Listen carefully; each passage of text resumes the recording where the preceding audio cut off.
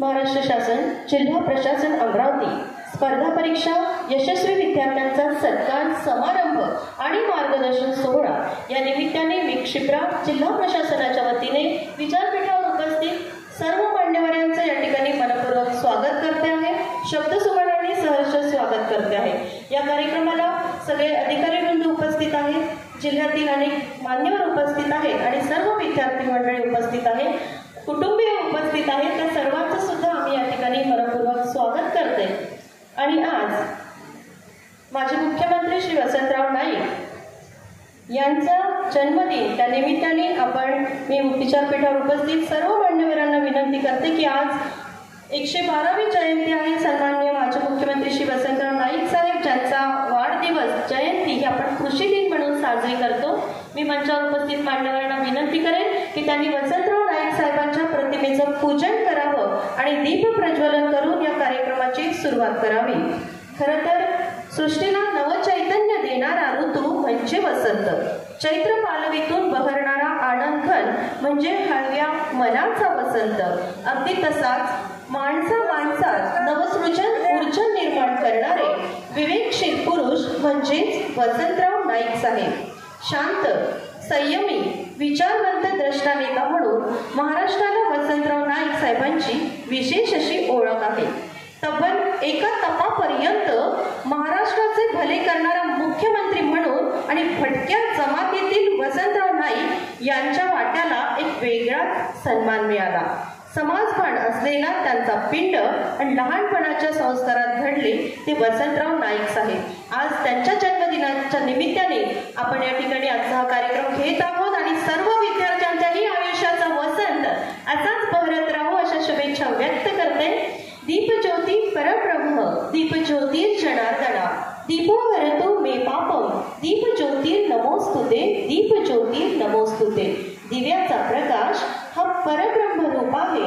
दीपज्योती दुःख दूर करणारा परमेश्वर आहे। हे दिव्या तुला आम्हा सर्वांचा नमस्कार असो। हे दिव्या तुला आम्हा सर्वांचा नमस्कार असो।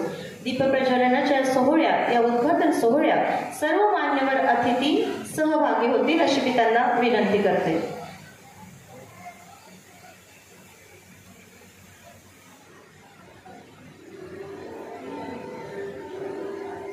या अतिशय प्रेरणादायी सोहळ्याला आवर्जून आपले अधिकारी उपस्थित आहेत। पुनश्च एकदा आसनस्थ होण्याची मी त्यांना सगळ्यांना विनंती करते।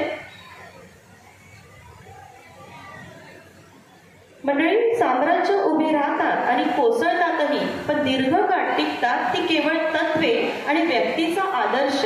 तुम्हा सगळ्यांसोबत एक खंबीर प्रशासनाचा आदर्श निर्माण करणारे आणि कणखर प्रशासक म्हणून ज्यांचा सर्वदूर नावलौकिक आहे ते सन्माननीय जिल्हाधिकारी आशिष एरेकर सर आपल्याला आज कार्यक्रमाला अध्यक्ष म्हणून लाभलेले आहे। मी सर्वप्रथम आजच्या कार्यक्रमाचे सन्माननीय अध्यक्ष माननीय श्री आशिष एरेकर सर यांचं स्वागत करण्याची विनंती करते। निवासी उपजिल्हाधिकारी सन्माननीय अनिल भटकर सर आपल्याला टाळ्यांचा ओघ असा सुरूच राहिला पाहिजे शेवटपर्यंत अगदी।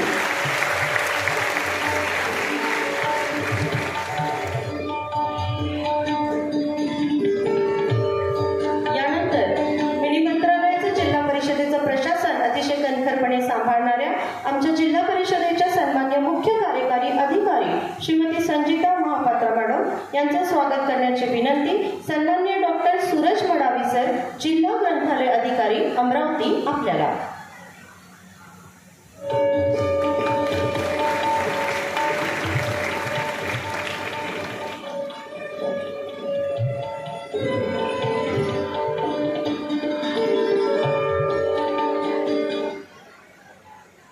उपस्थित ज्या विद्यार्थ्यांनी, ज्या अमरावतीच्या सुपुत्रांनी खऱ्या अर्थाने यश संपादन केलेलं आहे भारतीय लोकसेवा आयोगाच्या परीक्षेमध्ये, त्यांचं मार्गदर्शन ऐकायचं आणि त्यांचा सत्कार सुद्धा आपल्याला घ्यायचा आहे।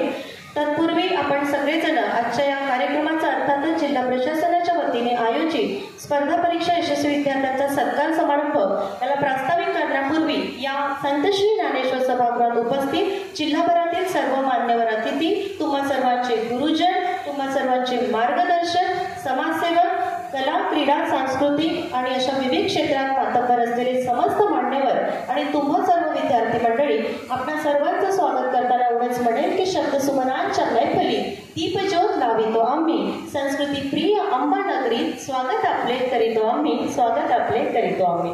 पुन्हा एकदा आपल्या सर्वांचं शब्दसुमनांनी आणि उपस्थित सर्वांचं शब्दसुमनांनी सहर्ष स्वागत करते आणि प्रास्ताविकांकरिता आमंत्रित करते जिल्हा ग्रंथालय अधिकारी सन्मान्य श्री डॉक्टर सूरज मडावी सर आपल्याला.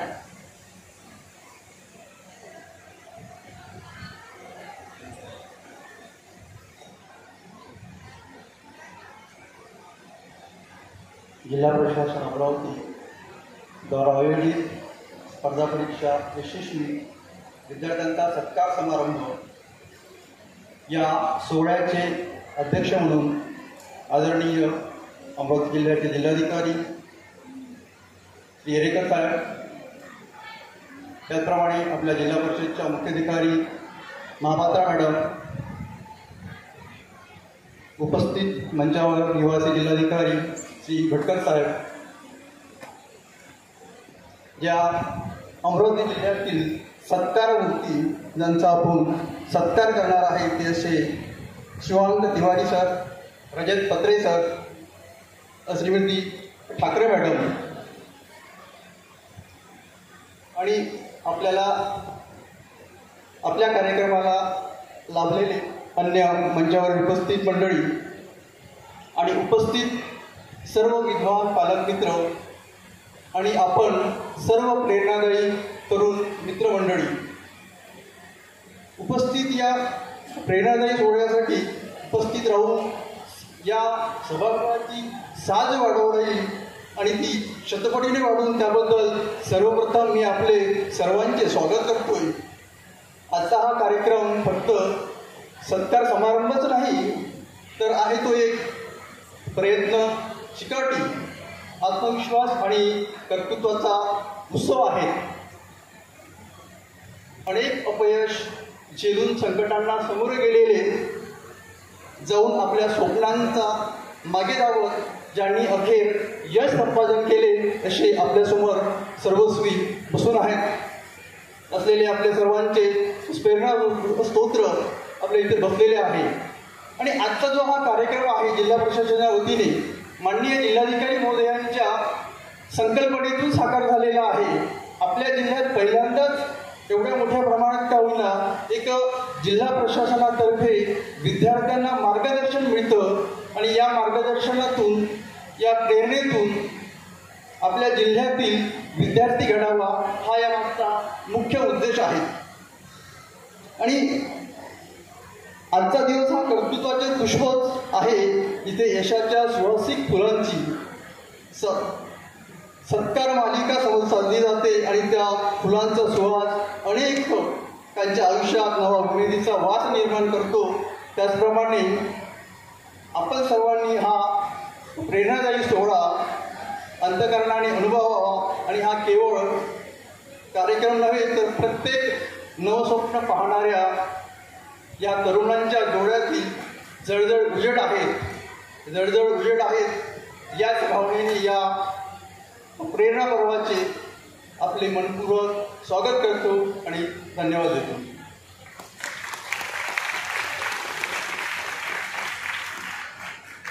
या कार्यक्रमाला उपस्थित असलेल्या सगळ्या विद्यार्थी मित्रांना विनंती आहे की अतिशय शांततेने, कारण जो कार्यक्रम अगदी सहज तुम्हाला लाभून राहिला आहे, या कार्यक्रमाकरिता खरं तर या मार्गदर्शनाकरिता कित्येक पैसे मोजून विद्यार्थी पुण्या, मुंबई आणि दिल्लीमध्ये असतात. त्यामुळे निश्चितच जिल्हा प्रशासनाने ठेवलेल्या कार्यक्रमामध्ये आपण सगळ्यांनी अगदी शांततेने शब्द न शब्द आणि प्रत्येक अधिकाऱ्यांचं मार्गदर्शन आपण ऐकूयात. कारण चांगल्या गोष्टी त्यांनाच मिळतात जे वाट पाहतात, अधिक चांगल्या गोष्टी त्यांना मिळतात जे प्रयत्न करतात, पण सर्वोत्तम गोष्टी त्यांना मिळतात जे आपल्या प्रयत्नांवर अतूट विश्वास ठेवतात. आयुष्य अवघड नक्कीच आहे पण अशक्य नाही. यानंतर कार्यक्रमाला उपस्थित असले महानगरपालिकेचे सन्मान्य उपायुक्त श्री नरेंद्र वानखडे सर, आपण मंचावरती आसनस्थ व्हावं अशी मी आपणास विनंती करते.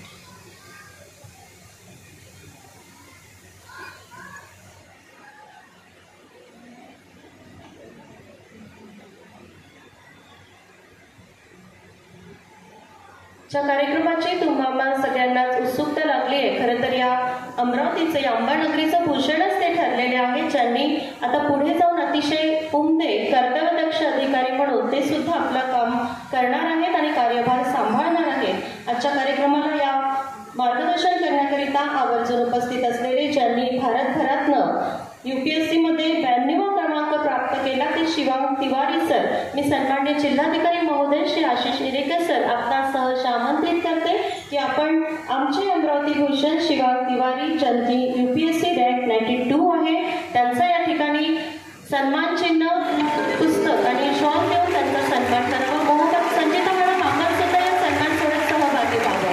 उपस्थित सर्व अधिकारी वृंद, खटकर सर आहेत, लोखंडे सर आहेत, सर्व अधिकारी वृंद या सन्मान सोहळ्यात सहभागी होतील। श्री कडबड सर आहेत, मडावी सर आहेत, नरेंद्र वानखेडे सर आहेत। आपण सगळ्यांनी या टाळ्या वाजत राहिल्या पाहिजे।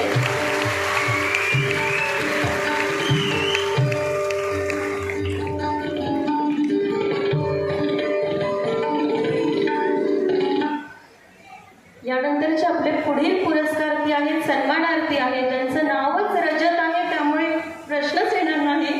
ते रजतचे पत्र UPSC रँक 305वा रँक त्यांनी प्राप्त केलेला आहे। मी रजत पत्रे यांना आमंत्रित करते। पुढे शेता सन्मान्य जिल्हाधिकारी महोदय आपणास सहर्ष विनंती आहे की आपण रजतचे पत्रे यांचा या ठिकाणी सन्मान करावा। सर्व अधिकारी वृंद या सोहळ्यात सहभागी होतील आणि तुम्ही टाळ्यांच्या माध्यमातून या सोहळ्यात सहभागी होणार।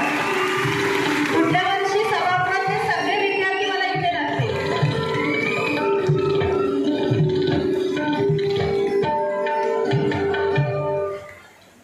लेखीने फक्त उंबरठ्याच्या आत राहावं असा कधीतरी समज होता, मात्र ज्यांनी समस्त लेखीने तो फोडून काढला, कारण प्रत्येक कणीला जन्मसिद्ध हक्क आहे फुलण्याचा, मातीमधला वतन वारसा आभाळावर कोरण्याचा। टाळ्यांचा माझ्यासाठी तरी वाजत राहिला पाहिजे। पुढली आमची सन्मानार्थी आहे अमरावतीची अंबानगरीची लेख श्रीमती नम्रता अनिल ठाकरे। मी मान्य CEO मॅडम आपणासही विनंती करेन की आपण, मॅडमचा स्वतःचाच एक फार मोठा संघर्ष आहे, त्यामुळे संजिता मॅडमच्या शुभ हस्ते आणि माननीय जिल्हाधिकारी महोदयांच्या उपस्थितीत UPSC परीक्षेमध्ये 671वा रँक प्राप्त करणारी, एक अलग ही पहचान बनाने की आदत है उसे, तकलीफों में भी मुस्कुराने की आदत है उसे। टाळ्या वाजत राहिल्या पाहिजे। मी सर्व मान्यवरांना आसनस्थ होण्याची विनंती करते। यानंतर ज्या विद्यार्थ्यांचं आपल्याला मार्गदर्शन ऐकायचं आहे, त्यासाठी मी सर्वप्रथम आमंत्रित करते श्री शिवांग तिवारी। आपला सहर्ष आमंत्रित आहेत की या ठिकाणी आपण उपस्थितांना संबोधित करावं। श्री शिवांगजी तिवारी।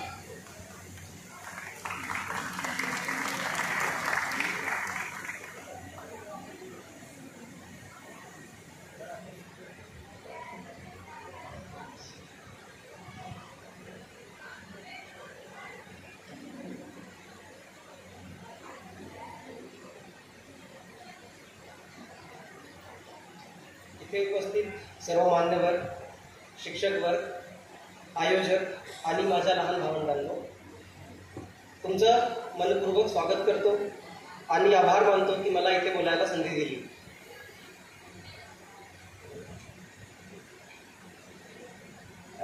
सर्वप्रथम मी माझ्याबद्दल काही सांगतो। जसं तुम्हाला माहीत झालं आहे, माझं नाव शिवांग तिवारी आहे। माझा जन्म मेळघाटातील आपल्या धारणी तालुक्यात एक गाव आहे हरिसाल म्हणून, तिथे झालेलं। प्राथमिक शिक्षण माझं तिथेच जिल्हा परिषद शाळा हरिसाल तिथे झालं। त्याच्यानंतर माझं ग्रॅज्युएशन मेकॅनिकल इंजिनिअरिंगमध्ये BTech मुंबईवरून झालं आहे, Sardar Patel college of engineering.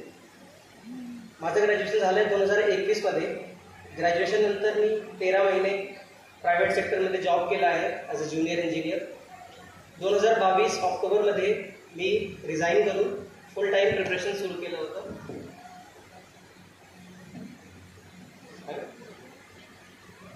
2022 ऑक्टोबरमध्ये मी रिझाईन करून फुल टाईम प्रिपरेशन सुरू केलं होतं UPSC सिव्हिल सर्व्हिसेससाठी। आता मेळघाट असा आपला भाग आहे की तिकडे आपल्याला ज्या सुविधा आहेत नॉर्मल शहरात ज्या अवेलेबल आहेत खूप इझिली, ते तिकडे आपल्याला भेटत नाही। तर जेव्हा मी मोठं झालो, लहानपणी जेव्हा मोठा होत होतो, तेव्हा बघितलं की काय काय प्रॉब्लेम्स इकडे असतात। कसं आपल्याला सामोरे जावं लागतं त्या प्रॉब्लेम्सला. तर असं मनात होतं नेहमी की आपण काहीतरी मोठं होऊन आपल्या भागासाठी करायचं, पण नेमकं कसं करायचं ते काही माहीत नव्हतं. कारण की IAS काय असतं, IAS, IPS, IFS जे काही सर्व्हिसेस आहेत गव्हर्नमेंट, ते आपल्याला म्हणजे मला तर काही माहीत नव्हतं त्याच्याबद्दल. पण जेव्हा मी मुंबईला गेलो BTechसाठी, तेव्हा मला माहीत झालं की याच्यात आपण अशी एक्झाम आहे UPSC कंडक्ट करते, आपण त्याच्यात अपियर होऊन काहीतरी चांगलं करिअर करू शकतो याच्यात आणि समाजासाठी काहीतरी चांगलं करू शकतो. तिथून हे मोटिवेशन मला आलं.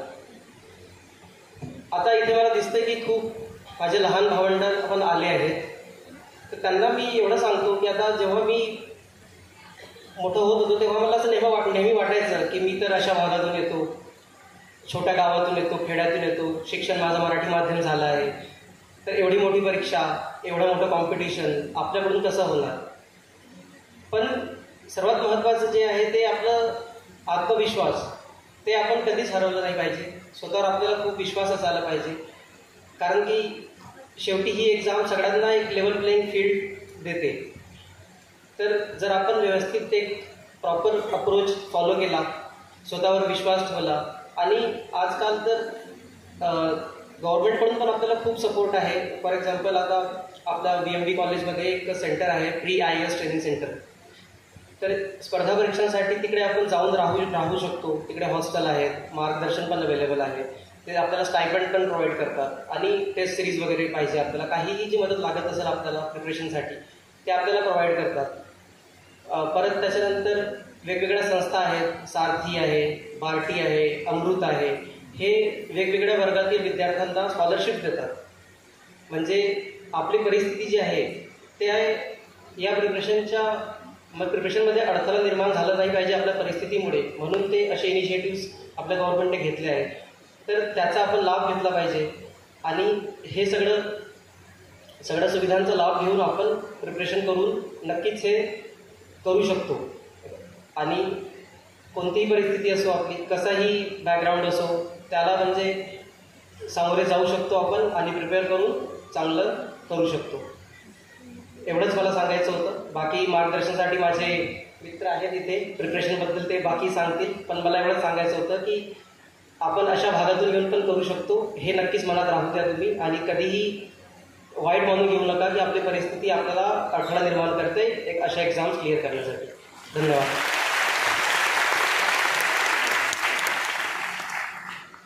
धन्यवाद शिवम. आजच्या जिल्हा प्रशासनाच्या कार्यक्रमात मी शिवम यांना एवढ्या शुभेच्छा देईन की शिवम, जे जे तुला हवं ते ते तुला मिळू दे, जे जे तुला हवं ते ते तुला मिळू दे. भाग्यवान या शब्दाचा अर्थ लोकांना तुझ्याकडे बघून कळू दे, तुझ्याकडे बघून कळू दे. यानंतर पुढील आपले मार्गदर्शक आपण बघतो, ऑलिम्पिक म्हटलं की उत्तम खेळाडूंना जे प्रावीण्य प्राप्त असतं त्यांना सुवर्ण पदक मिळतं, रजत पदक मिळतं, कांस्य पदक मिळतं, असे ते अव्वल असतात. आज आपल्यातही एक रजत उपस्थित आहे. टाळ्यांच्या जोरदार गजरात आमंत्रित करूया मार्गदर्शन करण्याकरिता रजतचे पत्रे यांना. आणि शुभेच्छा एवढ्याच देईन रजत की तुझे नाव जरी तुझं रजत असलं तरी प्रशासनात तुझी कामगिरी ही सुवर्ण कामगिरी असेल.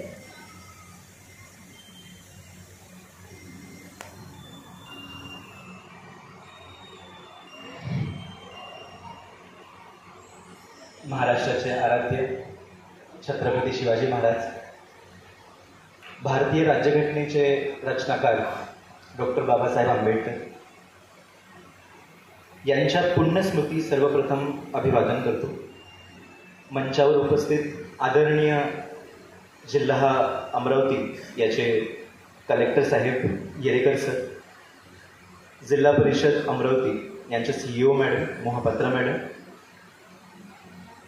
अमरावती जिल्ह्याचे विविध शासकीय अधिकारीगण, कर्मचारीगण, माझे इतर सक्सेसफुल कॅन्डिडेट्स आणि संत गाडगे महाराज, अंबाबाई, संत तुकडोजी महाराज यांच्या पावन स्पर्शाने लाभलेल्या अमरावती जिल्ह्याचे रहिवासी, आपणा सर्वप्रथम मी अभिवादन करतो आणि माझ्या 2 शब्दांना सुरुवात करतो. सर, हे कार्यशाळा आहे UPSCसाठी, त्यामुळे जरासं जर लांब होईल तर आपली परवानगी घेऊ इच्छितो. थोडंसं डिटेलमध्ये होईल, पण प्रयत्न करीन की आपल्या समोर बसलेल्या विद्यार्थ्यांसाठी काहीतरी महत्त्वाचं किंवा माझ्या एक्सपिरियन्सेसमधून महत्त्वाचं असं बोलण्याचा प्रयत्न करेन. तर माझ्या बोलण्यापूर्वी आपल्यासमोर ज्यांची फोटो लागलेली आहे असे आदरणीय वसंतराव नाईक साहेब यांची आज ॲनिव्हर्सरी आहे, बर्थ ॲनिव्हर्सरी.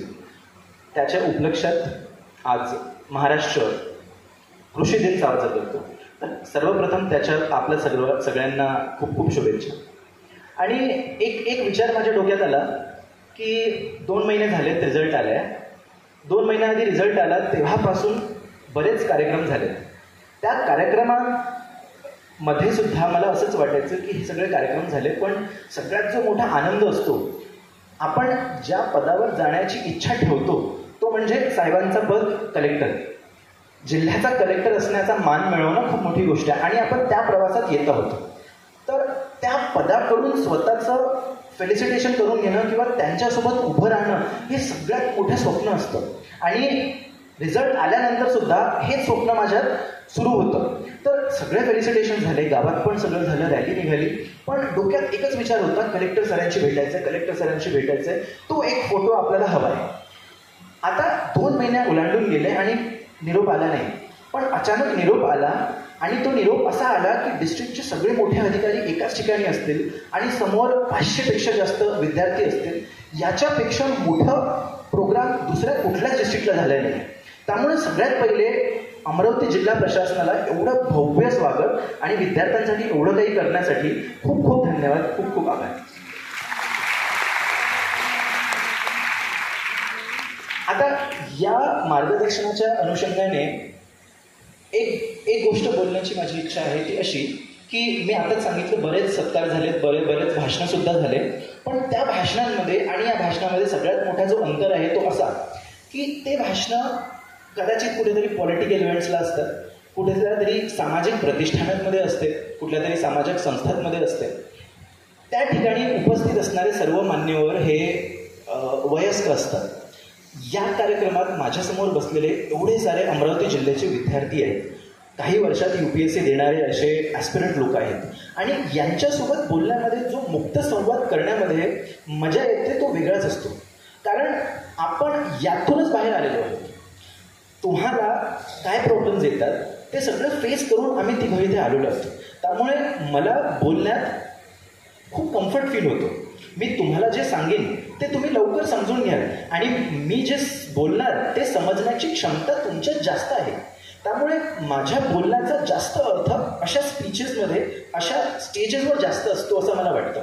त्यामुळे हा एक्सपिरियन्स सुद्धा देण्यासाठी खूप खूप आभार जिल्हा प्रशासनाचं. आता पुढे जाण्याआधी सगळ्यात पहिले माझं छोटंसं इंट्रोडक्शन मी देतो. माझं नाव रजत पत्रे आहे आणि धामणगाव रेल्वे हे गाव अमरावती जिल्ह्यात साऊथ ईस्ट या डिरेक्शनला आहे, वर्धा जिल्ह्याला लागून. तिथल्या एका लहानशा सरकारी शाळा तर नाही पण सरकारी अनुदानित प्राप्त अशी शाळा आहे, सेफला हायस्कूल. तिथून मी शिकलेलो आहे. तिथून पुढे मी फर्ग्युसन कॉलेज, तिथून पुढे मी दिल्ली युनिव्हर्सिटीवरून जॉग्रफी ऑनर्स केलं, मग मास्टर्स इन जॉग्रफी, मग JRF and net in geography आणि मग विजन IASला 2 वर्ष मेंटॉर म्हणून काम केलं आणि त्याच्यासोबतच सिव्हिल सर्व्हिसेस एक्झाममध्ये 305 रँक आणला. आणि I am expecting Indian administrative service आणि आपल्या सगळ्यांचा आशीर्वाद असेल तर लाईकली महाराष्ट्र काढू ऑल्सो. तर ही टाळी वाजवण्याचं असं म्हणजे हे नाही आहे, पण म्हणण्याचं तात्पर्य असा की शिवांग सरांनी ऑलरेडी सांगितलं की लहानशा गावात सुद्धा शिकून, मराठी माध्यमातून सुद्धा शिकून लोक देशातल्या एवढ्या कठीण परीक्षेमध्ये उत्तीर्ण होऊन कुठे पोचतात. म्हणजे तो न्यूनगंडपणा जो आपल्यात असतो ती काढण्याची किती गरज आहे ते आपल्याला समजायला हवं. आता हे माझं जरासं लहानसं इंट्रोडक्शन होतं. यापेक्षा जास्त महत्त्वाचं असं की माझ्या एक्सपिरियन्सेसमधून मी काय शिकलो आहे ते मला तुम्हाला द्यायचं आहे. आणि सगळ्यात महत्त्वाचा प्रश्न जो माझ्यापुढे बरेच लोक देतात, कारण मी याआधी मेंटॉर म्हणून सुद्धा काम केलेलं आहे विजन IASला 2 वर्ष. त्यावेळी बऱ्याच विद्यार्थ्यांशी माझा संवाद व्हायचा आणि आतासुद्धा सिलेक्शन झाल्यानंतर बरेच विद्यार्थी या ठिकाणी बोलतात. ते बोलतात why does it take so long and why did it take you so long. आता माझ्या प्रवासातला मी एक महत्त्वाचा भाग सोडला तो असा की माझे 6 वर्ष मी परीक्षा देत राहिलो. So this was my 6th attempt. आणि हा शेवटला अटेम्प्ट माझ्याकडून होता आणि याच्यात मी निघालं. म्हणजे 6 वर्ष लागली. तर सगळ्यात महत्त्वाचा प्रश्न असा की 6 वर्ष का लागली आणि लोकांना सुद्धा एवढा वेळ का लागतो. तर आज माझा जो अजेंडा आहे तो या प्रश्नाला 2 ते 3 पॉईंटमध्ये आन्सर करायचा असेल. तर why does it take so long.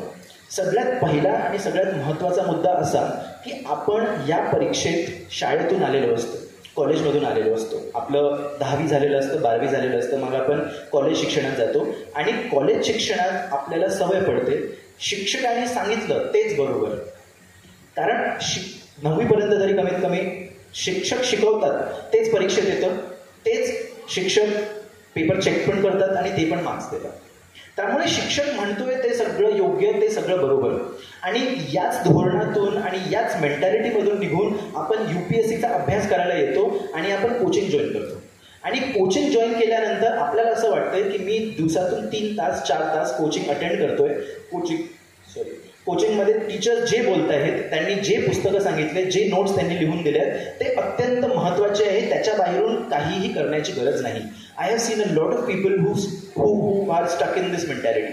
आणि यामुळे काय होतं की जर त्या शिक्षकांनी शिकवलेल्या टॉपिक्समध्ये आणि एक्झाममध्ये येणाऱ्या टॉपिक्समध्ये अंतर असेल तर तुम्ही वर्षभर दिवसात 12 तास अभ्यास करा, 15 तास अभ्यास करा, तुमचं एक्झाम निघणार नाही. The reason we study for the sake of study. We don't study to qualify civil services. There is a difference. अभ्यासासाठी अभ्यास म्हणजे पुस्तक उघडली, पहिल्या पानापासून 100व्या पानापर्यंत एका पाठोपाठ अभ्यास करणं सुरू केलं आणि दिवसाच्या शेवटी संपवलं. आता त्याच्यातून काय परीक्षेमध्ये येत आहे आपल्याला याचा काहीही भान नसतो. फक्त आपण अभ्यास केलं, दिवसाच्या शेवटी आपल्याला खूप सॅटिस्फॅक्शन असतं.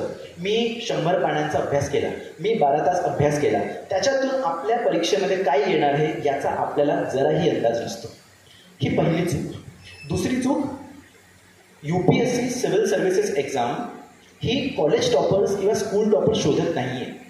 आणि I am sure honourable guests here must also collaborate with me on this की this exam is looking for civil servants. म्हणजे ही परीक्षा सिव्हिल सर्वंट शोधत आहे, ही टॉपर शोधत नाही आहे. त्यामुळे या परीक्षेत फक्त तुमची नॉलेज तपासल्या जाणार नाही, या परीक्षेमध्ये सिव्हिल सर्वंट्सच्या क्वालिटीसुद्धा शोधल्या जाणार. आणि सिव्हिल सर्वंट्सच्या क्वालिटीज मला अजून तेवढा अंदाज आलेला नाही, त्यामुळे माफ करा. पण as far as I know the qualities of a civil servant, number 1 problem solving approach. तर तुम्ही कुठल्याही प्रश्नाला उत्तर देताना are you able to solve a problem, do you have that solution oriented mind. Number 1 हे तपासलं जातं. नंबर 2 तुम्हाला कॉम्प्रिहेन्शन स्किल्स आहे का. म्हणजे जे परीक्षक तुम्हाला विचारत आहेत ते तुम्हाला कळतं का. How do you connect that with the quality of a civil servant. As a civil servant, as a bureaucrat तुम्हाला सगळ्यात मोठी जबाबदारी असते गव्हर्नमेंटने बनवलेल्या पॉलिसीजला इम्प्लिमेंट करणं. विधानसभेने किंवा लोकसभेने बनवलेल्या नीतीज, पॉलिसीज, ॲक्ट्स या सगळ्यांचं इम्प्लिमेंटेशन एका सिव्हिल सर्वंटला करायचं असतं. रूल, रेग्युलेशन सगळं. आता तुम्हाला या सगळ्या गोष्टी कळणारच नाही. तुम्ही एक रूल वाचलं, तुम्ही संविधान वाचलं, तुम्ही ॲक्ट वाचलं, तुम्हाला त्याचं अर्थ कळालं नाही, तुम्ही त्याचं इम्प्लिमेंटेशन कसं कराल. सरकारने बनवलेली एक योजना असेल, त्याचं इम्प्लिमेंटेशन करण्यासाठी तुम्हाला त्याचं अर्थ समजणं हवं आहे ना.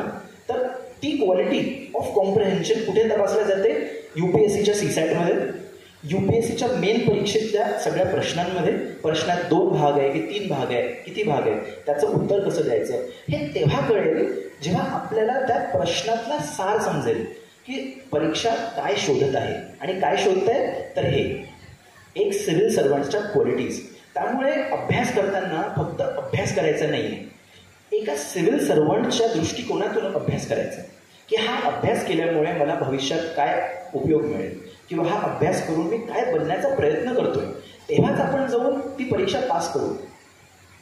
आता हा झाला दुसरा मिस्टेक की आपण फक्त अभ्यासासाठी अभ्यास करतो, आपण सिव्हिल सर्वंटसारख्या क्वालिटीज अंगी आणत नाही. आणि तिसरा प्रॉब्लेम असा की आपण पहिल्या काही वर्षात या एक्झामला सिरियसली घेत नाही. आणि हा माझा सगळ्यात मोठा प्रॉब्लेम होता. ही सगळ्यात मोठी चूक माझी होती की सुरुवातीच्या वर्षांमध्ये मी या परीक्षेला सिरियसली घेतलं नाही. Now what do you mean by not taking the exam seriously. तुम्हाला परीक्षेचा आराखडा माहिती नसतो, तुम्ही फक्त परीक्षा देण्यासाठी अभ्यास करता. तुम्ही प्रिलिम्समध्ये जाता दिवसात 15 तास अभ्यास करून, पण प्रिलिम्समध्ये किती प्रश्न कोणत्या टॉपिकमधून येणार, मेन एक्झाममध्ये किती प्रश्न असतात, किती मार्क्स असतात, एंटायर एक्झामिनेशन किती मार्क्सची असते, इंटरव्ह्यूला किती मार्क्स असतात, कोणत्या स्टेजला काय कट ऑफ आहे, कोणत्या कॅटेगरीला काय कट ऑफ आहे, एवढं सगळं माहिती नसल्यानंतर तुम्ही कसं एक्झाम क्वालिफाय करणार. ही एक महत्त्वाची चूक असते. आणि त्याच्यासोबत एक महत्त्वाची चूक म्हणजे पहिल्याच वर्षी दुसऱ्याच वर्षी कॉलेज सोबत परीक्षा देण्याचा प्रयत्न करणं. आता असं बरेच लोक आहे जे करतात सुद्धा, पण महत्त्वाचा माझी अशी चूक झाली की मी MA मध्ये पण ॲडमिशन घेतली आणि त्याचसोबत एक्झाम देण्याचा पण प्रयत्न केला आणि दोन्ही बिघडले. त्यामुळे at least for the first 2 attempts try to give the exam entirely. आणि 2 वर्षानंतर जेव्हा तुम्हाला कळतंय की माझं होत नाही आहे किंवा जरा त्रास होतोय, तर सोबत मग 2 वर्षानंतर आपण MA करता येतं किंवा जॉब करता येतं, अशा प्रकारच्या गोष्टी करता येतात. तर पहिल्या 2 वर्ष कमीत कमी पूर्ण जोर टाकून या परीक्षेचा अभ्यास करा, असं म्हणणं माझं असेल. आता तिसरी किंवा शेवटली जी चूक असते ती असते पूर्ण एक्झामला एकासोबत न पकडता फक्त प्रिलिम्सचा अभ्यास करणं. हे खूप टेक्निकल चूक आहे आणि जे लोक आता सध्या करंटली एक्झाम सायकलमध्ये आहेत त्यांनाही कळेल की मी एकदा प्रिलिम्स दिली, फेल झालो, 2दा प्रिलिम्स दिली, फेल झालो, 3दा प्रिलिम्स दिली, फेल झालो. त्याच्यानंतर पुढचा सगळा अभ्यास माझा फक्त प्रिलिम्ससाठी असतो. मी विसरतो की ही UPSC सिव्हिल सर्व्हिसेस एक्झाम फक्त प्रिलिम्स नाही आहे, ही प्रिलिम्स पण आहे, ही मेन्स पण आहे, ही इंटरव्ह्यू पण आहे. आणि प्रिलिम्स आणि मेन्सच्या मध्ये फक्त 2 महिन्याचा अंतर असतो. त्यामुळे तुम्हाला प्रिलिम्स अभ्यास करण्याआधी मेन्सचा अभ्यास करणं खूप महत्त्वाचं असतं. तर हे सगळं तेव्हाच होतं जेव्हा तुम्हाला आधीपासून माहिती आहे की दरवर्षी संपूर्ण एक्झाम पूर्ण होते. असं व्हायला नको की मी प्रिलिम्स क्वालिफाय केलं 4थ्या अटेम्प्टला आणि मेन्सच झाली. माझं तसंच झालं. पहिल्या अटेम्प्टला, दुसऱ्या अटेम्प्टला प्रिलिम्स नाही निघालं, तिसऱ्याला मी प्रिलिम्स केलं पण मेन्स झालं, पण खूप कमी मार्काने झालं, राहिलं. 4थ्या अटेम्प्टला गेलो, प्रिलिम्स निघालं, मेन्स निघालं, मेन्सला खूप चांगले मार्क आले, पण इंटरव्ह्यूमध्ये ओव्हर कॉन्फिडंट झालो आणि परत अटेम्प्ट चुकला. 5व्या अटेम्प्टला प्रिलिम्सच केलं. तर अशा सगळ्या गोष्टी असतात. का होतात? कारण आपण या पूर्ण परीक्षेला एका स्वरूपात एकत्र बघत नाही. आपण 2 वेळा अपयश आल्यानंतर फक्त प्रिलिम्सला बघण्याचा प्रयत्न करतो. त्यामुळे या परीक्षेला एकत्र सुरुवात करा. आणि जे लोक पहिल्यांदा किंवा दुसऱ्यांदा किंवा आता एक्झाम सायकलमध्ये आहेत पुढच्या 1-2 वर्षात, त्यांच्यासाठी हा संदेश असेल की आधी मेन्स तयार करा, मग प्रिलिम्सकडे जा. ठीक आहे. हा खूप टेक्निकल, विद्यार्थी मित्र जे शाळेत आहे त्यांच्यासाठी हा महत्त्वाचा नसेल, त्यांच्यासाठी वेगळा संदेश. आता ही होतात चुकी. मी काय चूक केली आणि कुठल्या चुकी विद्यार्थी करतात जे as a mentor me observe केलं. आता असं का असतं की महाराष्ट्रातून आपला एवढा कमी रिप्रेझेंटेशन असतो? महाराष्ट्रातून याच्या आधी आपण ऐकलंय की उत्तर भारतीयांचा जास्त रिप्रेझेंटेशन असतो, महाराष्ट्राचं सिव्हिल सर्व्हिसेसमध्ये कमी रिप्रेझेंटेशन असतो. त्याचा अर्थ असा का की आपल्यामध्ये टॅलेंट कमी आहे? त्याचा अर्थ असा काय की आपली पॉप्युलेशन कमी आहे? आपली पॉप्युलेशन पण कमी नाही आहे. आपल्याकडे प्रचंड टॅलेंट आहे. आपल्याकडे डॉक्टर बाबासाहेब आंबेडकर झाले आहेत, आपल्याकडे लता मंगेशकर झाले आहेत, आपल्याकडे तेंडुलकर झाले आहेत, आपल्याकडे एवढे मोठे मोठे सायंटिस्ट झालेले आहेत.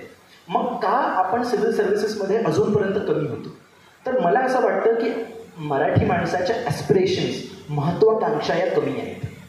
आपण महाराष्ट्राबाहेर पडण्याचा विचार कमी करतो.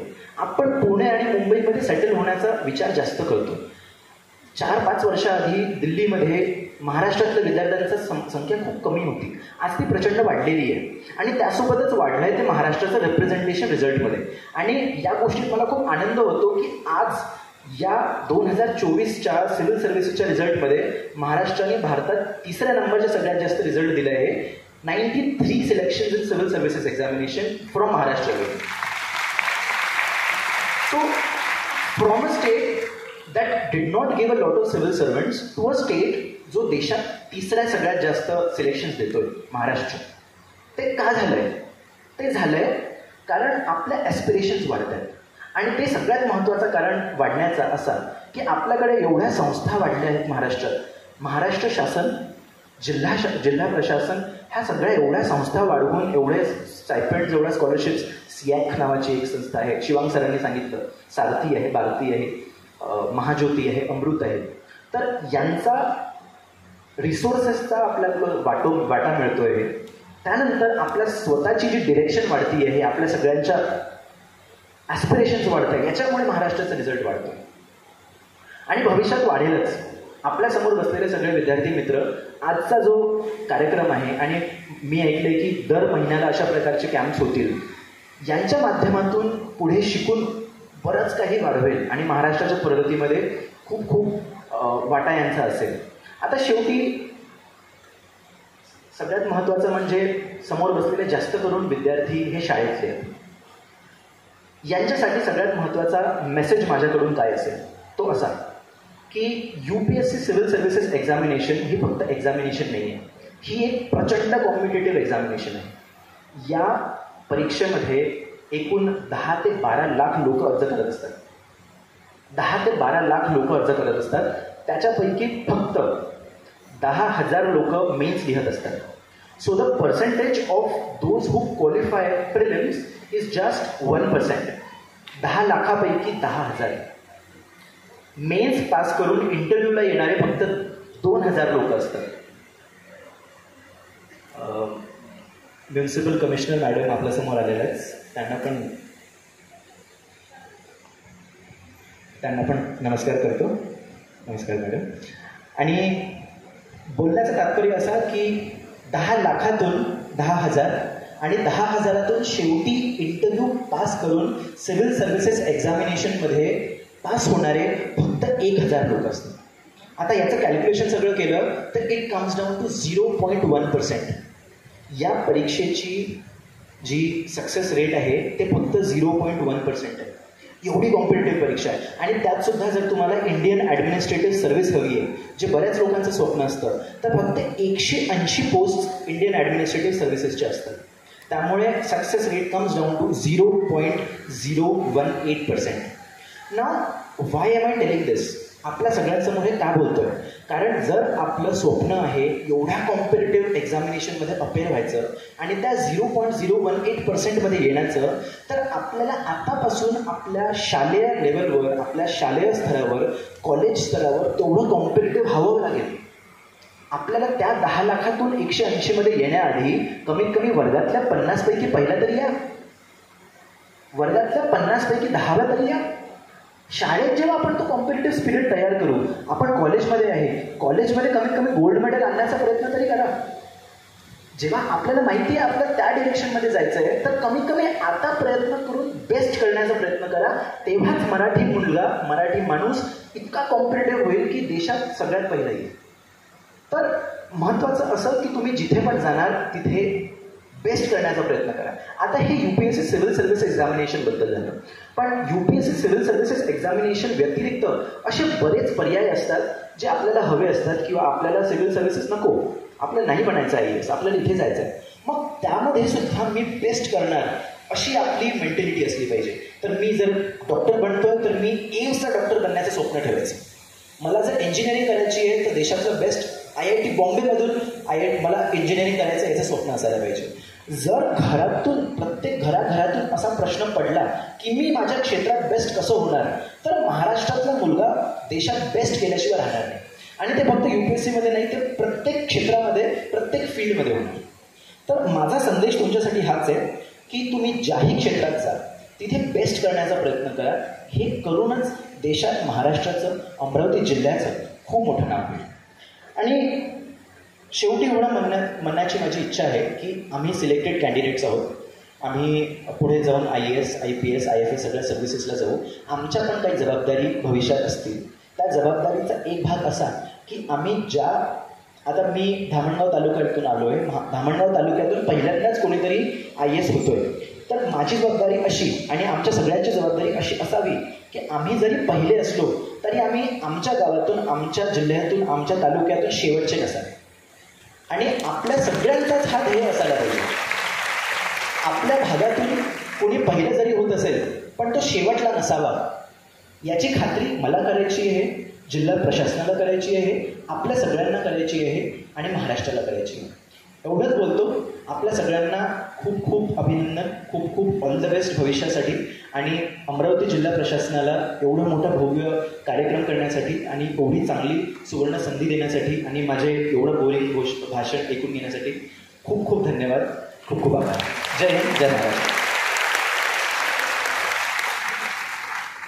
धन्यवाद रजत. तुझ्या या अतिशय मौल्यवान मार्गदर्शनानंतर एवढंच कळलंय की पसीने की स्याही से जो लिखते हैं इरादों, पसीने की स्याही से जो लिखते हैं इरादों को, उसके मुकद्दर के पन्ने कभी कोरे नहीं होते, उनके मुकद्दर के पन्ने कभी कोरे नहीं होते.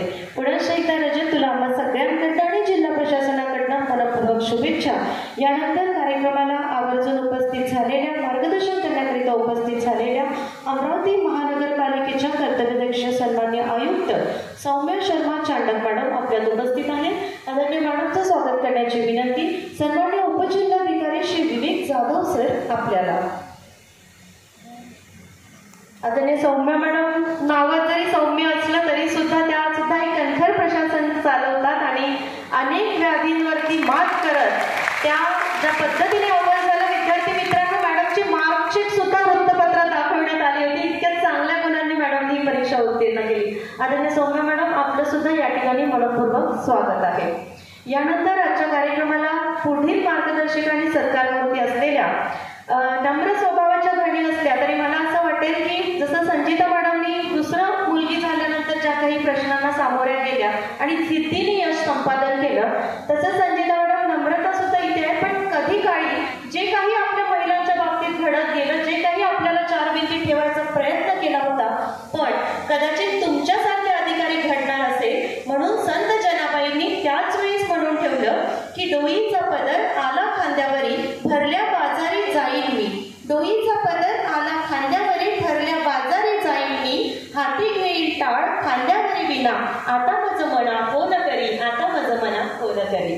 अशा आमच्या संत जनाबाईंच्या लेख असलेली श्रीमती नम्रता अनिलजी ठाकरे, जिने भारतभरातनं 671 रँक संपादन केला. टाळ्यांच्या जोरदार गजरात मार्गदर्शन करण्याकरिता आमंत्रित करूया नम्रता अनिल ठाकरे.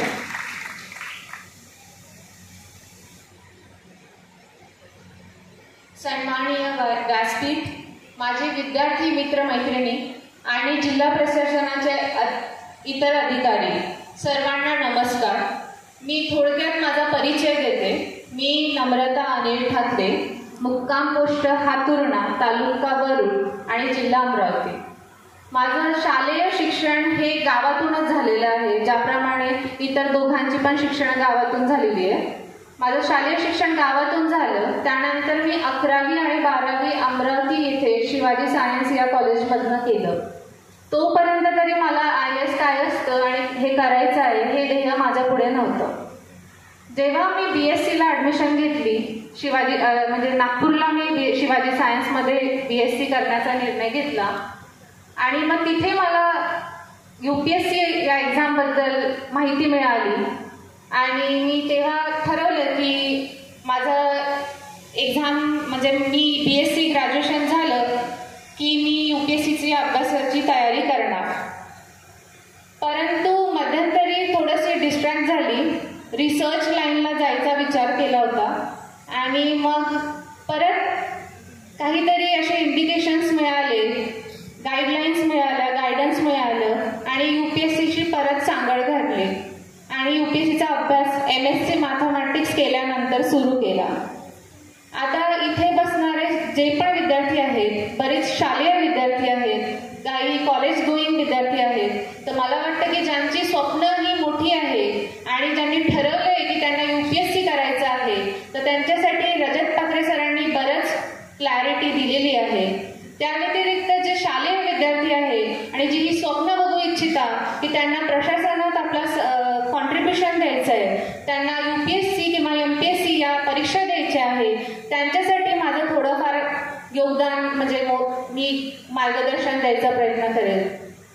तर सगळ्यात महत्त्वाची गोष्ट म्हणजे डॉक्टर APJ अब्दुल कलाम यांनी बोललेली आहे की small dream is a crime. छोटी स्वप्न हा गुन्हा आहे. तर मी सगळ्यांना आवर्जून सांगेल की तुम्ही खूप मोठी स्वप्न बघा, पण मोठी स्वप्न बघत असताना आपण जेव्हा ठरवतो की आपल्याला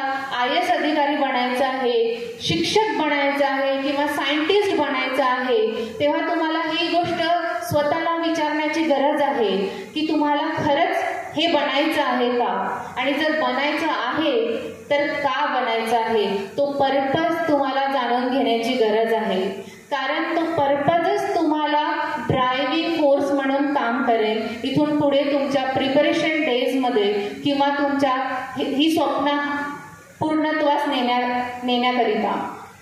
त्या व्यतिरिक्त जेव्हा तुम्ही ठरवणार की तुम्हाला कुठल्या तरी क्षेत्रात काहीतरी करायचं आहे, कारण मला असं वाटतं की इथे बसणारा प्रत्येक विद्यार्थी हा एक युनिक आहे, त्याच्यामध्ये काहीतरी एक स्किल सेट आहे, फक्त ते त्याला जाणून घेण्याची गरज आहे आणि त्या मार्गावर त्याला काम करण्याची गरज आहे.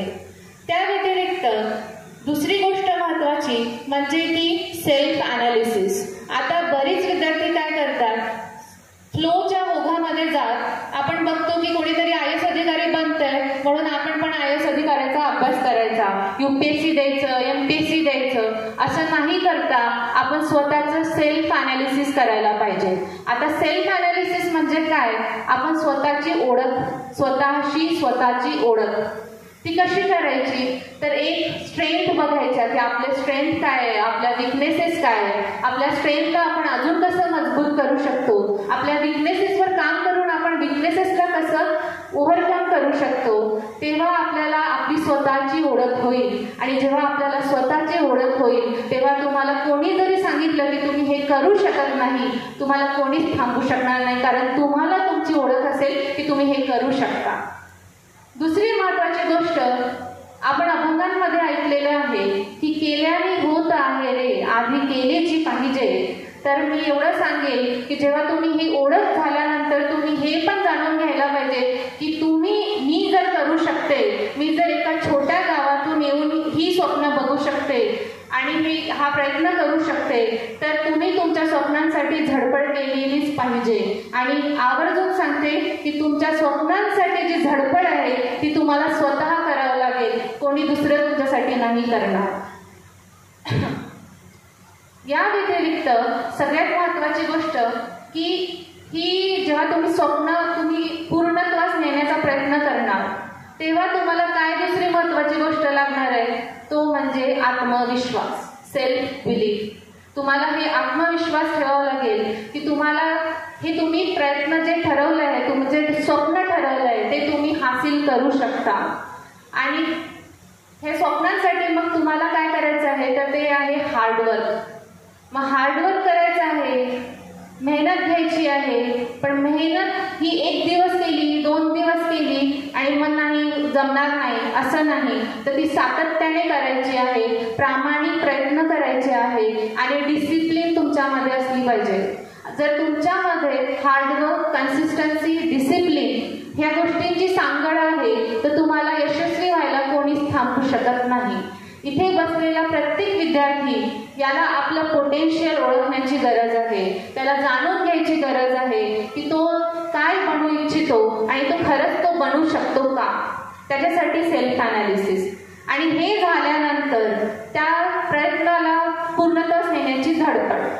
आता हे झालं जनरल इंट्रोडक्शन की काय एक जनरल विद्यार्थी आहे, तो कुठल्याही क्षेत्रात जर तो मोठं काही काम करण्याची इच्छा बाळगतो तर तो त्यांनी काय करायला पाहिजे. त्या व्यतिरिक्त UPSC साठी मी 2 गोष्टी सांगणार.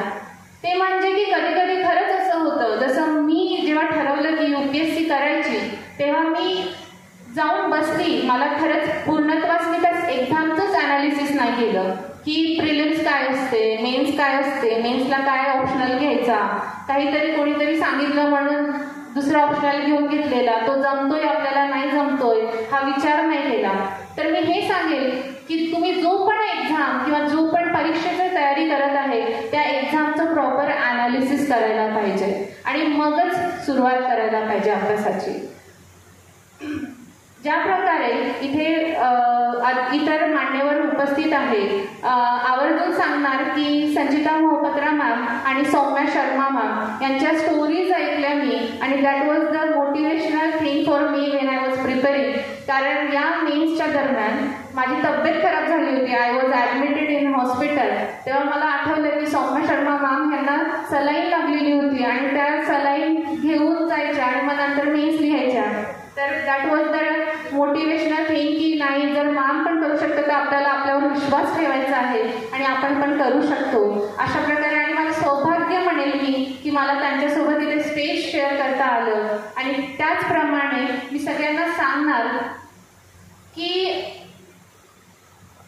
इथून पुढे आपल्या जिल्ह्यातून भरपूर अधिकारी येऊ शकतात. ते पोटेन्शियल आहे, कारण आपला जो जिल्हा आहे अमरावती जिल्हा हा संतांची भूमी म्हणून ओळखला जातो. त्याचप्रमाणे विद्येचं दुसरं माहेरघर म्हणून ओळखला जातो. आता मला बरीच विद्यार्थी असे दिसतात आहेत की ज्यांनी स्वप्न बघायला तर सुरुवात केलेली आहे. आता ती फक्त स्वप्न पूर्ण करण्यात धडपड घेण्याची गरज आहे. त्यासाठी मी सर्वांना ऑल दी बेस्ट देते आणि मला जिल्हा प्रशासनाला मी खूप खूप आभार मानते की ही संधी मला दिली इथे मला बोलण्याची, तुम्हाला 2 शब्द मार्गदर्शन करण्याची. त्याबद्दल मी खूप आभार मानते. Thank you so much. धन्यवाद नम्रता. डॉक्टर बाबासाहेब आंबेडकर म्हणतात की एखाद्या समाजाची प्रगती मोजायची झाली तर त्या समाजातील महिलांची प्रगती किती झाली आहे हे मी मोजतो. निश्चितच वंदनीय विश्वरत्न बाबासाहेबांना अपेक्षित असलेली स्त्री शक्ती तू उभी केली आणि आपल्या मोर्चेवरून भागातील महिलांकरिता आणि जिल्ह्यातील महिलांकरिता तू निश्चितच आदर्श असेल. तुला जिल्हा प्रशासनाकडून मनपूर्वक शुभेच्छा. यानंतर आजच्या कार्यक्रमाला आपण मान्यवर अतिथींच्या मार्गदर्शनाला सुरुवात करणार आहोत. आपल्याला आवर्जून जिल्हाधिकारी महोदय उपस्थित आहेत, सन्मान्य CO मॅडम उपस्थित आहेत आणि महानगरपालिकेच्या आयुक्त मॅडम सुद्धा उपस्थित आहेत. परंतु जिल्हा प्रशासनाने हा कार्यक्रम का घेतला असावा तर निश्चितच त्यांना त्याची जाणीव आहे आणि मी सुद्धा या कार्यक्रमाची सुरुवात करताना आणि आताही की हे सगळे विद्यार्थी जिल्हाधिकारी सर नक्कीच यश मिळवतील. मात्र सौम्या मॅडम, संजिता मॅडम आणि येरेकर सर, पतंग आकाशात कितीही उंच उडत असला तर त्या पतंगाचं सगळे जण कौतुक करतात, कारण त्या पतंगाचा मांजा आपल्या हातात असतो. परंतु एकदा का मांजा हातातून निसटला आणि पतंग मग आकाशात कितीही उंच उडत असला तरी सुद्धा सगळेजण त्या पतंगाकडे मतीनदादा भरकटलेला पतंग म्हणून बघतात. तेव्हा मी या 3ही सहृदय अधिकारी वृंदांना विनंती करेन आणि जिल्हा प्रशासनाला की या सर्व पतंगाचा मांजा वटकर सर तुम्हा सर्वांच्या हाती असा काही घट्ट पकडून ठेवा की यशाच्या गगनात अमरावतीच्या लेकरांकडे सगळेजण कौतुकानेच बघतील. यानंतर आषाढवारी येते आहे, त्यामुळे 3ही अधिकाऱ्यांचं मार्गदर्शन म्हणजेच आनंदाचे डोही आनंद तरंग. सर्वप्रथम आमंत्रित करूया अमरावती जिल्हा परिषदेच्या सन्माननीय मुख्य कार्यकारी अधिकारी संजिता मोहपत्र मॅडम. टाळ्या वाजत राहिल्या पाहिजे.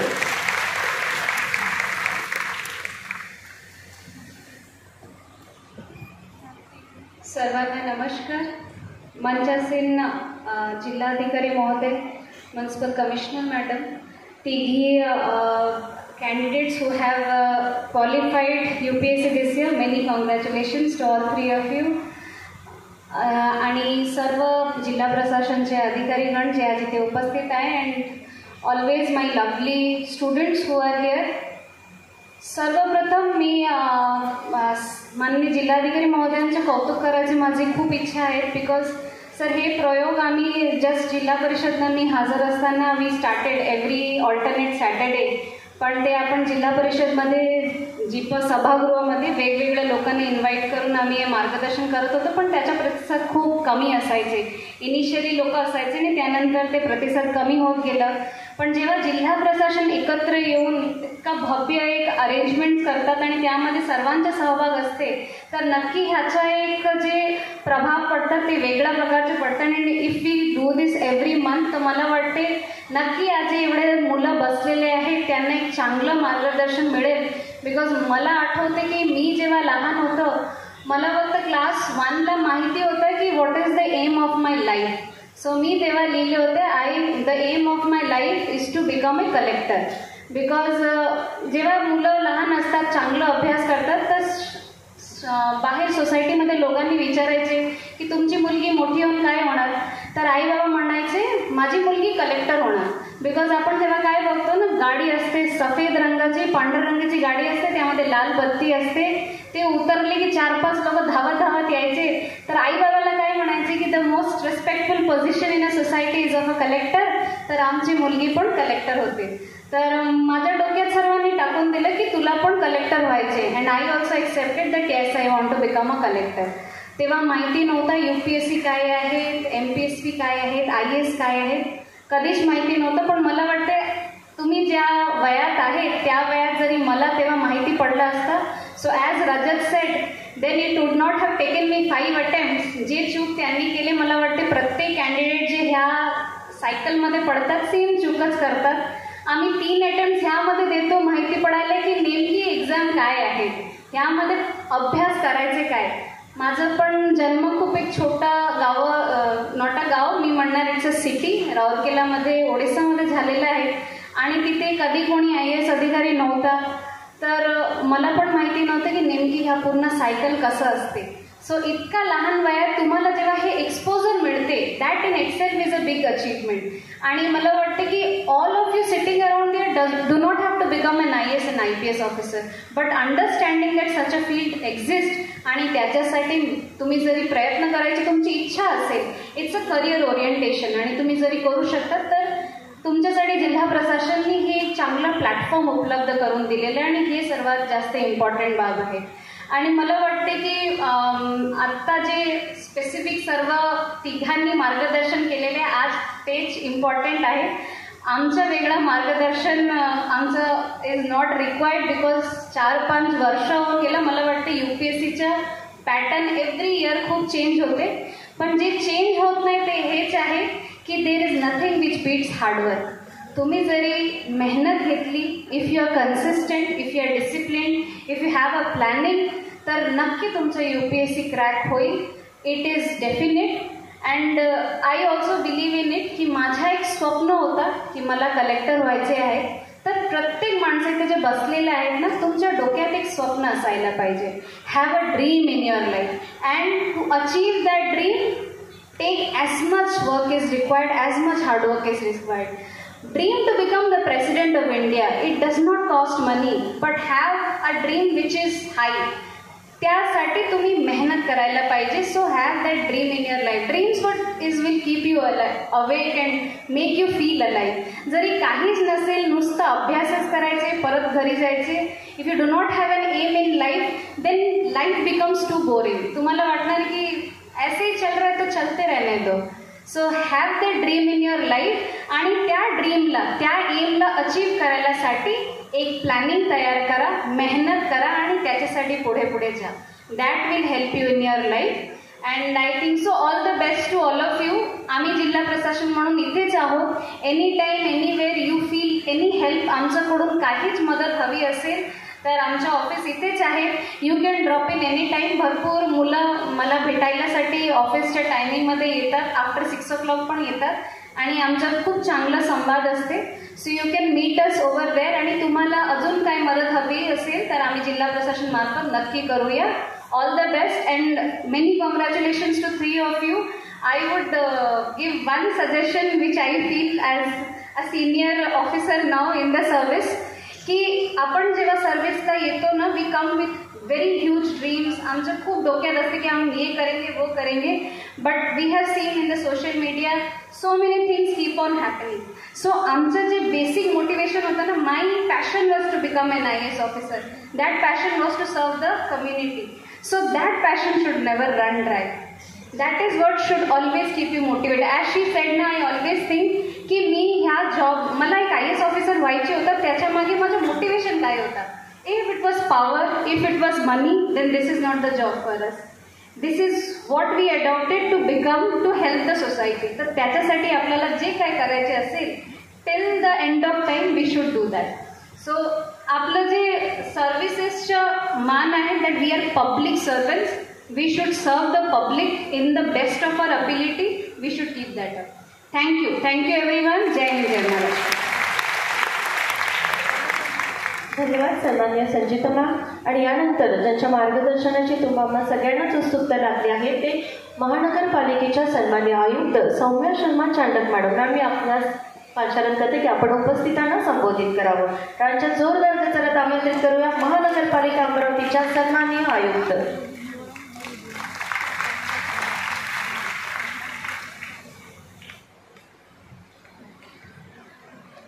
Very good afternoon to everyone. सर्वप्रथम आमच्याकडे जो उपस्थित 3 या वर्षी ज्यांनी UPSC परीक्षामध्ये उत्तीर्ण झालेले आहेत त्यांनी रँक प्राप्त झालेली आहे. असे तुम्ही तिघेंना माझं खूप खूप अभिनंदन आहे. इथे उपस्थित जिल्ह्याचे जिल्हाधिकारी, उपस्थित CO जिल्हा परिषद, सर्व अधिकारी आणि इथे उपस्थित स्टुडंट, हे एकदम खरेच आहे की UPSCचं स्वप्न असला पाहिजे. पण आज तुम्ही सर्वांना ही जी संधी उपलब्ध झाली आहे, ही संधी मला माझ्या जीवनात या स्टेजमध्ये जर मी स्टुडंट होते, शाळामध्ये शिकत होते, मला केवळ नाही भेटली. तर मला सर्वप्रथम असं वाटतंय की तुम्ही सर्व भरपूर लकी आहे की तुम्हाला आज जिल्हा प्रशासनने ही एक चांगली संधी दिलेली आहे की UPSC क्वालिफाईड आणि एक्झिस्टिंग सर्व्हिस ऑफिसर यांचे काय मत आहे तुम्हाला ऐकण्यासाठी एक संधी भेटली आहे. कारण मी तुम्हाला सांगितलं, मी स्वतः दिल्लीतून आहे. दिल्ली आमच्या देशाची राजधानी आणि दिल्ली एक मोठा शहर असल्यामुळे जसे आता CO जिल्हा परिषद संजनाने सांगितलं की कलेक्टर असं स्वप्न होता. दिल्लीमध्ये आमच्या समोर भारत शासनचे वेगवेगळे मंत्रालय, सेक्रेटरीज, सचिव, मोठी मिनिस्ट्रीचे सचिव, कमिशनर असे सर्व पोस्ट माझ्यासमोर होती. पण ही मला माहिती केव्हाच नसती की या पोस्टवर कसे आपण पोहोचू शकतो. कारण शाळामध्ये आमचे काही प्रकारचा ऐसा मार्गदर्शन केव्हा भेटला नाही. नंतर मग मी जेव्हा आपला